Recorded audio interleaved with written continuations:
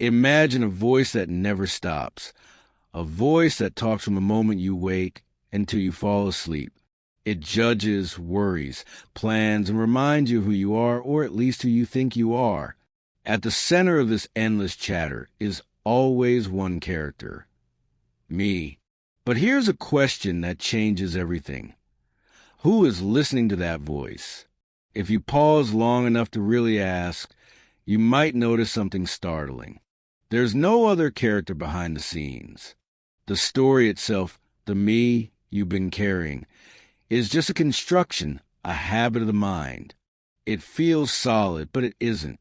This habit is what Buddhism calls sankhara, the mental formations that shape how we experience life. They are built from reactions, preferences, and conditioning, and they are impermanent. Just think of something you believed about yourself 5 years ago. Does it feel exactly the same now?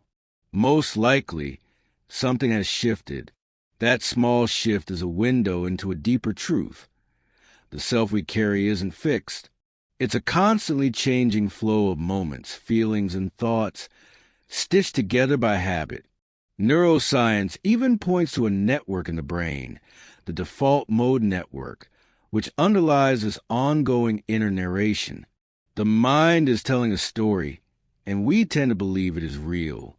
But how does a single moment, like hearing a sound, turn into a story of me? According to the Buddha, experience unfolds step by step. First comes contact. Your senses meet the world neutrally without judgment. Then feeling arises, pleasant, unpleasant, or neutral, and immediately perception labels it. A bird song becomes beautiful. A tone of voice becomes angry. Then mental formations kick in, and the inner voice starts talking. I like this. I hate that. Why does this always happen to me? What began as a neutral moment becomes personal drama. Crucially, no central self is authoring it. Reactions emerge automatically from past impressions and habits. Consciousness itself is not a master controller. It arises moment by moment, like a spotlight illuminating what appears. Jiddu Krishnamurti called this observation without the observer a seamless, impersonal flow of experience. The Buddha went further, teaching that by seeing this clearly, through mindfulness or vipassana, we can witness a chain of experience without clinging. Contact, feeling, perception, mental formation, they unfold naturally, and in noticing them, the grip of me begins to loosen. When we realize there is no one behind the mind, the constant searching for an owner of thoughts and feelings starts to fade. Awareness is there, but it belongs to no one. Even claiming, I am awareness, is a subtle attachment. True insight lets go of all of it, seeing experience exactly as it is. No self, no center, just a flow of knowing. And in this clarity, we begin to glimpse freedom, a way of meeting life without grasping, without struggling, with presence and openness. As we start to see the self as a habit of mind rather than a solid entity, we can also notice how much energy goes into protecting and defining it. Our inner narrator is always trying to fix something, either make us better, wiser, more lovable, or to escape the self we dislike. Soren Kierkegaard called this existential despair. We suffer both when we chase a perfect self and when we try to reject the self we think is flawed. The Buddha observed the same thing. Our mind constantly reacts to conditions, but there's no fixed me doing the reacting. Trying to control or sculpt the self is like trying to shape water. No matter how skilled we are, it won't stay solid. So how does a simple moment become me in the first place? The Buddha described a chain of experience. First comes contact, the raw meeting of senses in the world, neutral without judgment. Then feeling arises, an immediate bodily response that is pleasant, unpleasant, or neutral. Perception follows, labeling what is happening. A sound becomes birdsong, a glance becomes anger. From there, Mental formations arise, habits, preferences, and reactions, and suddenly the inner voice starts narrating. I like this. I hate that. Why does this always happen to me? What began as neutral sensation is now a personal story, yet no central self wrote it. Reactions flow automatically from past experiences and conditioning. Consciousness is not a hidden observer controlling the process. Instead, it arises in dependence on the experience itself. There is hearing consciousness when we hear, feeling consciousness when we feel, thought consciousness when memory arises. It is not a single witness, but a spotlight illuminating what appears. Jiddu Krishnamurti described this as observation without the observer. Look deeply and you realize there is no one inside doing the looking. It's a seamless, impersonal process, moment feeding into moment, condition giving rise to condition. The Buddha gave a clear path to realizing this insight directly. Through mindfulness, especially vipassana, we can observe contact, feeling, perception, and mental formations as they arise.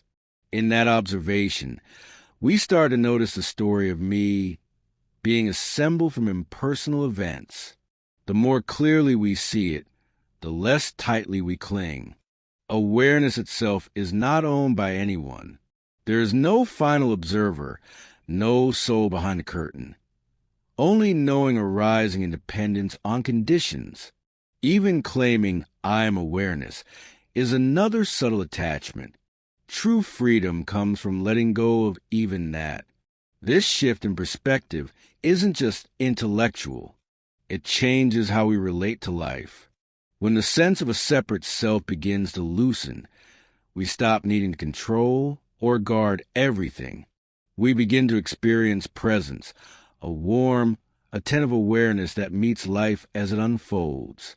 Instead of being pulled into every reaction or overwhelmed by every emotion, we can pause, notice, and allow the moment to unfold naturally. This is not cold attachment, but a gentle, grounded clarity. Even a few breaths of presence, noticing what arises in the body, can be the first step toward insight. As we continue to see that the self is not solid, something remarkable begins to happen. The tight grip of me and mine starts to loosen, and with it, the constant need to protect, defend, or define ourselves begins to fall away. The inner narrator that claimed every thought, every feeling, every experience as mine gradually quiets, and in that space, something softer and more spacious emerges. It's not emptiness in a cold sense. It's a kind of presence that's alive, open, and compassionate. When the illusion of a separate self fades, we also notice the boundaries we built between ourselves and others begin to dissolve.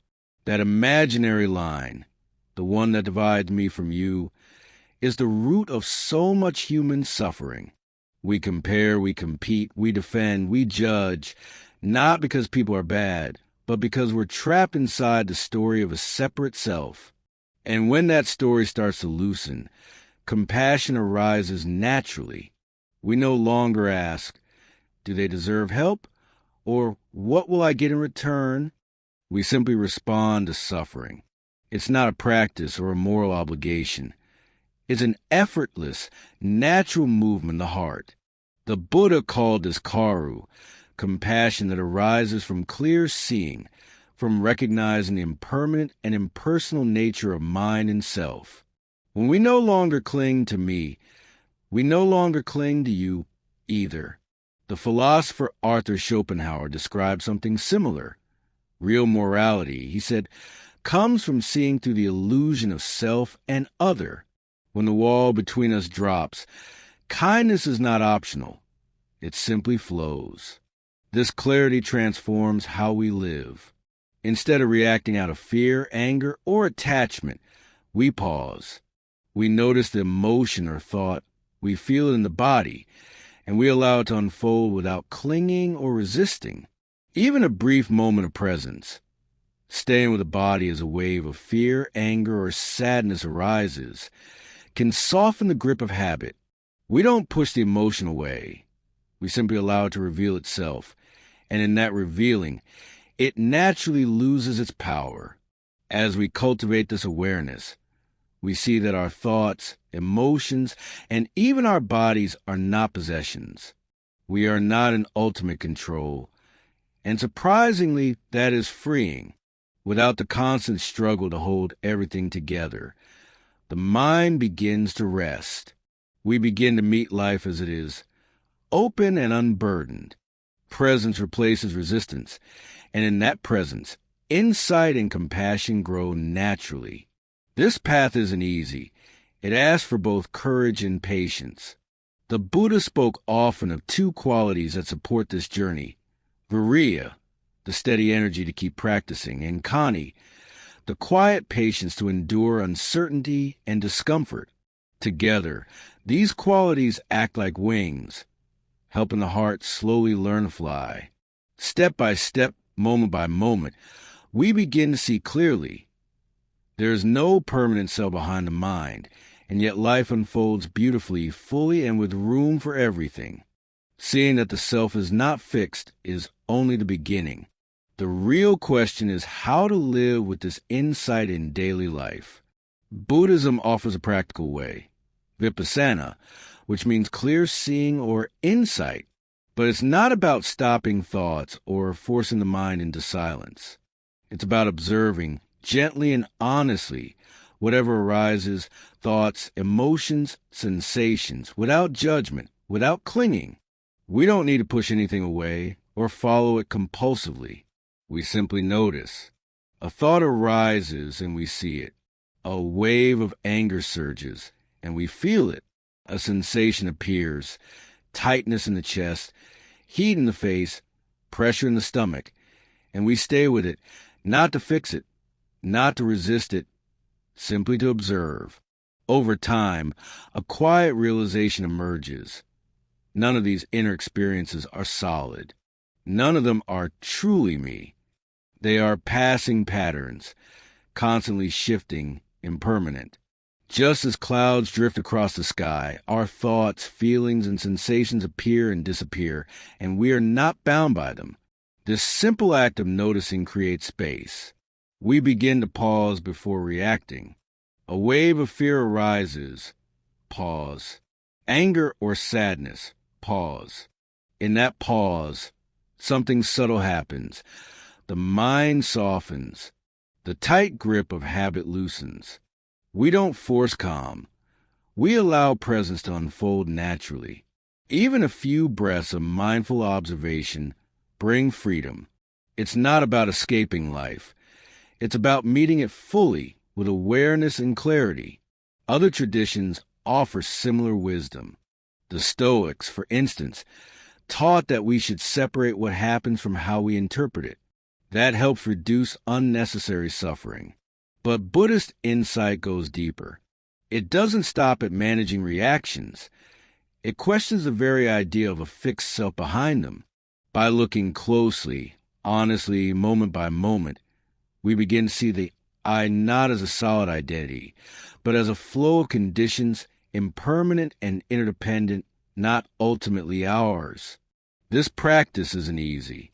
It requires both courage and patience. The Buddha spoke often of viriya, the steady energy to keep going, and kani, the quiet patience to endure uncertainty. Together, they support the journey like wings on a bird. With energy and patience, the heart gradually learns to rest in presence. Step by step, moment by moment, we start to see clearly that we do not own our thoughts, our feelings, or even our body. We are not in control in the way we once imagined. And strangely, this is liberating. Once the mind stops clinging, the flow of experience itself becomes enough. Things arise and pass away, and we are okay with that. Presence replaces struggle. Attention replaces resistance. And even a small practice, pausing for a few breaths when overwhelmed, already plants the seed of insight.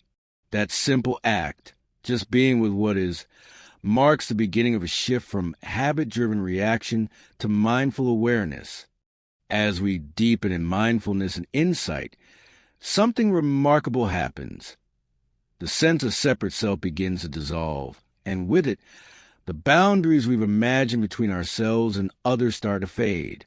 The inner voice that once claimed, "This is mine, this is me," loses its grip. And in that space, a new quality arises naturally, compassion. Not the kind we practice because we think we should, but the effortless, spontaneous movement of care that emerges when the illusion of separation softens. The moment we stop clinging to me, we also stop clinging to you. That imaginary line dividing self from other is a root of so much suffering, loneliness, jealousy, competition, conflict. When it begins to dissolve, we no longer react from fear or pride or the need to protect an identity. We simply notice suffering, our own and others, without the inner commentary asking, "Do they deserve help? What will I get in return?" Compassion arises naturally because there is no longer a wall between self and other. The Buddha called this 𝐂𝐻𝐿, compassion born from clear seeing. It is insight in action, flowing naturally from the understanding that all experience is impermanent and interdependent. Philosopher Arthur Schopenhauer, influenced by Eastern thought, observed the same truth. Real morality arises when we see through the illusion of self and other. When the wall falls, kindness is no longer optional. It simply emerges. Practicing this clarity doesn't mean we ignore the world or withdraw from life. It means meeting life fully with presence, seeing each moment clearly and responding naturally. Thoughts and emotions still arise, fear, anger, sadness, but we no longer identify with them as me or mine. We notice them, feel them in the body, and allow them to unfold. In this awareness, reactions soften, the mind rests, and insight begins to flourish. This is a subtle but profound freedom. We are not escaping life, nor are we clinging to it. We are simply present. Presence replaces struggle. Attention replaces resistance. Step by step, moment by moment, we begin to see that our thoughts, feelings, and even our body are not possessions. We are not in control in the way we once imagined, and in that realization, a quiet relief arises. Even small moments of mindful presence, pausing when overwhelmed, noticing a tightness in the chest or a wave of anger, begin to shift our relationship with life. Over time, this practice nurtures not only insight, but also a naturally caring, open heart.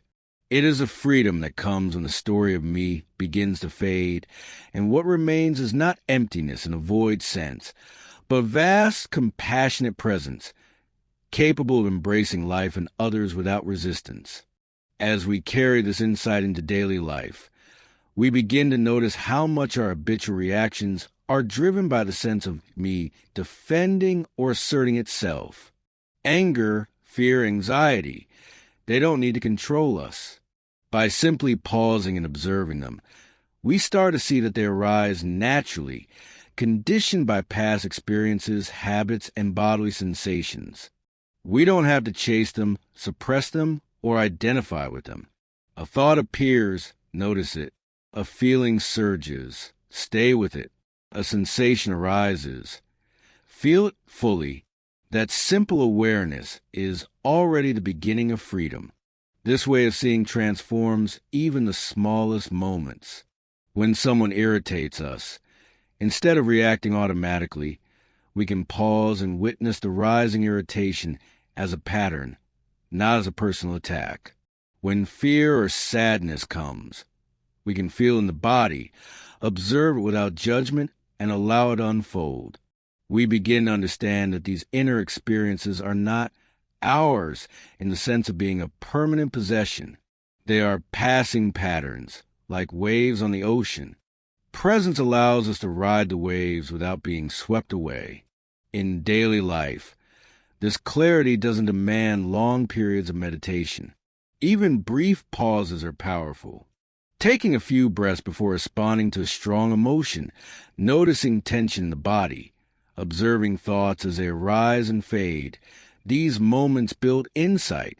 Slowly, we start to see the impermanence of all inner experiences and loosen our habitual grasping. The mind softens. We stop struggling to hold everything together, and a quiet freedom emerges. The Buddha often emphasized two qualities essential to this journey: viriya, the steady energy to continue practicing, and khanti, the patience to endure uncertainty and discomfort. These two work together, like wings on a bird, carrying the heart to the sometimes challenging terrain of self-inquiry. With energy and patience, even small moments of mindfulness expand into a more lasting clarity, helping us navigate life without the heavy burden of clinging or resistance. Over time, we begin to see that control was never really possible in the first place. Thoughts, feelings, and even the body are not fixed possessions. We are not the authors or owners in the way we imagined. And surprisingly, this lack of ultimate control is not frightening. It is liberating. We are free to meet life as it unfolds, with attention, warmth, and presence. The mind rests, the heart opens, and insight naturally grows. Even a simple practice, pausing when overwhelmed, noticing what arises in the body, allowing to unfold, brings us insight into everyday life. Step by step, moment by moment, the habitual me softens. Clinging decreases. Awareness replaces automatic reaction. And in that clarity, life becomes lighter, more spacious, and more compassionate. As we move deeper into mindfulness and insight, we notice something profound. The sense of a separate self begins to dissolve even more. The habitual I that tries to control, protect, or define life slowly loses its grip. In its place, a natural spaciousness emerges, a presence that is alive, open, and gentle. This is not emptiness as a void, but fullness that is light, warm, and expansive. Life is no longer filtered through the constant chatter of me versus you. When the boundaries between self and others soften, compassion arises effortlessly. It is no longer a moral duty or a practice we try to perform. Instead, it flows naturally because we no longer feel separate from others. Suffering is simply suffering. When someone experiences pain, we respond without hesitation or inner calculation. There's no voice asking, do they deserve help? There's only care, naturally arising from the clarity of presence. The Buddha called this 𝐂𝐻, compassion born from clear seeing. It emerges when we recognize the impermanent, interdependent nature of mind and self. Philosopher Arthur Schopenhauer observed something similar. True morality comes from seeing through the illusion of self and other. When the wall between us falls, kindness is no longer optional. It simply flows. In practical terms, this shift changes everything. Thoughts and emotions still appear, anger, fear, sadness, but they no longer define us. We observe them, feel them in the body, and allow them to unfold. In this gentle observation, reactions lose their intensity. The mind softens, the heart opens, and insight naturally grows. Even a few breaths of mindful awareness can transform a moment, turning habitual reactivity into presence. This way of living doesn't require escaping life or renouncing the world. It is about meeting life fully moment by moment, with awareness, patience, and energy. Viriya, the steady effort to practice, and khanti, the patient endurance of uncertainty, support this process, like wings carrying a bird through the sky. Step by step, moment by moment, we begin to see that thoughts, feelings, and even the body are not possessions. We are not controlling them in the way we once imagined. And here lies the quiet liberation. The mind no longer needs to cling. The constant struggle to hold everything together loosens. Things arise and pass away, and we are okay. Life unfolds, and we meet it with presence, clarity, and compassion. The habitual story of me softens, leaving behind a heart capable of embracing life and others without resistance. The sense of freedom that arises here is subtle yet profound, a natural, compassionate presence that carries us to the unfolding of each moment. As this awareness deepens, we begin to notice how it transforms ordinary life. The moments that once triggered stress, anger, or fear now offer opportunities for presence and insight. A difficult conversation, a sudden disappointment, or even a passing irritation no longer automatically hijacks the mind. Instead, we can pause, observe what arises in the body and mind, and allow it to unfold. That pause, brief though it may be, creates space where clarity, calm, and compassion naturally emerge. Life is still full of challenges, but our relationship to them changes. We no longer react from habit or attachment. Thoughts, emotions, sensations, they appear and disappear like waves on an ocean, and we are not swept away. We notice the patterns without identifying with them. In this way, even small daily practices, pause and feel the breath, noticing tension in the body, observing a passing thought, become gateways to freedom. Presence grows stronger, and the habitual me loses its automatic control. This clarity also deepens our connection to others. The moment we see that the self is not fixed, the artificial line between me and you begins to dissolve. We respond to others' suffering naturally, without inner calculation or judgment. Compassion is no longer a duty or effort. It arises spontaneously because we no longer feel separate. The Buddha called this 𝐂𝐻, and it is a natural expression of seeing life as it truly is, impermanent, interconnected, and alive. The mind still produces thoughts and emotions, but they are experienced with gentle awareness rather than grasping or resistance. The heart opens, and insight grows quietly, steadily. Even brief moments of observing what arises in the body or mind allow reactions to soften. Over time, this practice builds resilience, patience, and a grounded presence. We start to understand that nothing truly belongs to me, not thoughts, not feelings, not even the body. And paradoxically, this recognition brings a profound sense of freedom. Practicing in daily life doesn't require long hours of meditation. Every pause, every breath, every moment of noticing is an opportunity to cultivate insight. Step by step, moment by moment, the habitual sense of a separate self softens. Awareness replaces automatic reaction. Presence replaces struggle. And in this gentle unfolding, life becomes lighter, more spacious, and deeply compassionate. As we continue along this path, something profound begins to unfold. The habitual story of me, with all its anxieties, comparisons, and striving, starts to fade. The mind no longer clings so tightly to identity or control. Thoughts, emotions, and sensations arise, but they are not grasped as mine. We begin to see life as a flow of impermanent, interdependent moments, and in that recognition, a deep peace emerges. This is not an abstract idea. It is a living experience of freedom from the constant need to defend or define the self. With the fading of a separate self, our relationship to the world transforms. We no longer respond out of fear, pride, or attachment. Presence replaces reaction. Attention replaces resistance.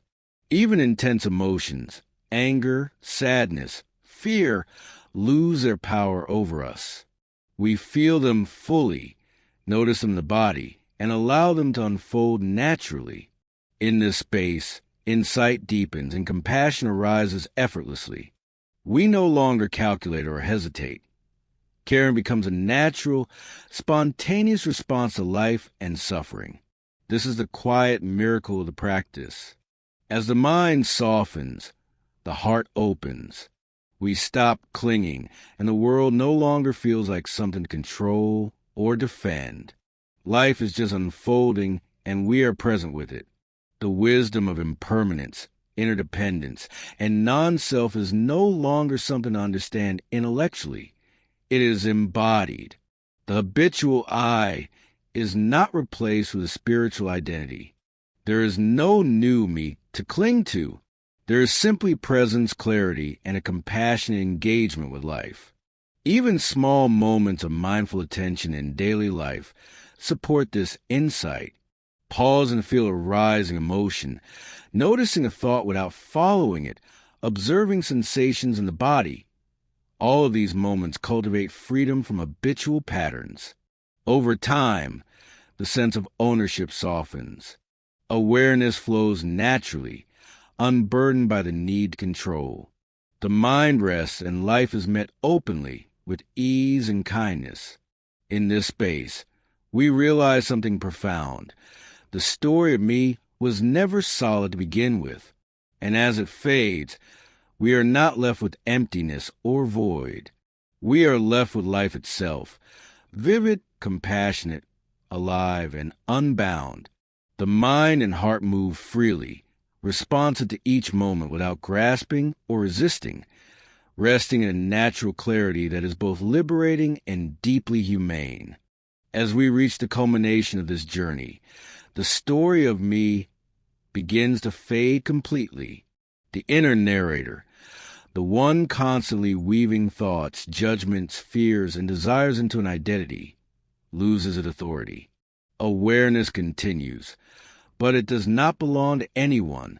There is no fixed self-observing, no hidden I behind the mind. Consciousness simply arises in dependence on conditions moment by moment, and in this, a profound freedom emerges. With the fading of self, a natural clarity arises. Life is no longer filtered through the lens of personal gain, fear, or defense. We no longer cling to thoughts, emotions, or bodily sensations as mine. They appear, shift, and pass away, and we meet them with presence. This is not cold attachment, but warm, open attention. The mind rests, insight flows, and from this clarity, compassion naturally arises. Helping, caring, and responding to suffering are no longer tasks or obligations. They're a natural movement of a heart that is no longer trapped inside a separate me. This is the quiet miracle the Buddha pointed to. When the illusion of a separate self fades, the mind does not end in emptiness in a bleak sense. Instead, it rests in a spacious, alive presence, clear, compassionate, and fully engaged with life. The boundaries between self and other soften, and kindness flows effortlessly. We meet challenges, emotions, and experiences without grasping, resisting, or defending. Life unfolds, and we are fully present, unburdened by the constant story that once consumed us. Even small practices in daily life, pausing to notice a thought, observing a rising emotion of body, allowing sensations to flow, support this profound insight. Step by step, moment by moment, we loosen habitual clinging. We stop trying to sculpt or control the self. Awareness flows naturally. Presence replaces struggle. The mind rests, the heart opens, and compassion arises spontaneously. In the end, this is a true freedom the Buddha taught. Not an escape from life, not a new identity, not a clever philosophy. It is a direct, lived experience of life unfolding without a center, without a fixed self.